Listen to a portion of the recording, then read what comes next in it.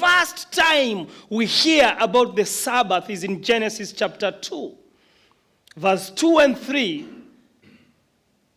That says, by the seventh day, God had finished the work he had been doing. So on the seventh day, he rested from all his work. Then God blessed the seventh day and made it holy, because on it he rested from all the work of creating that he had done. According to the religious leaders, God is still resting. According to Jesus, God remains at work even when he is resting. My Father is always at work unto this very day, and I must work also.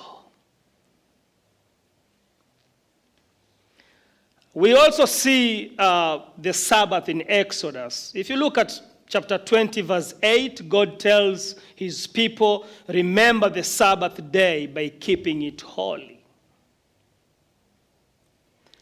In Exodus 31, 15 and 17, and you can read the whole chapter 2.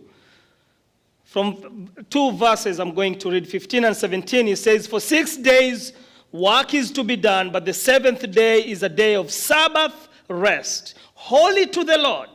Whoever does any work on the Sabbath day is to be put to death. This is what is supposed to happen to Jesus. It will be a sign between the Israelites and me forever. For in 6 days the Lord made the heavens and the earth, and on the seventh day he rested and was refreshed. So it takes us back to Genesis chapter 2. The purpose of the Sabbath was to help God's people focus on God.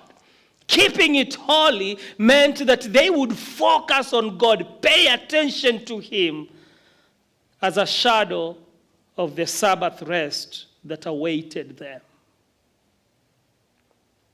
It was to help God's people focus on God as a shadow of the Sabbath rest that awaited them. There was rest that was coming for them. And this needed to put them in a position of practice and expectancy. Look at Colossians chapter 2, verse 16 and 17. Colossians 2, 16, 17, we are told, therefore, do not let anyone judge you by what you eat or drink, or regarding a religious festival, a new moon celebration, or a Sabbath day. These are a shadow of the things that were to come. The reality, however, is found in Christ. According to Colossians, that Sabbath was a shadow, and the reality is Jesus Christ. That tells us that the rest that God's people need is found in Christ. It tells us that without Christ we are all restless until we find our rest in him. He's not just the Lord of the Sabbath. He's the fulfillment of the Sabbath. Look at Matthew 12, verse 8. Jesus says, the Son of Man is the Lord of the Sabbath. He's the master of it. He controls it. He's over and above it.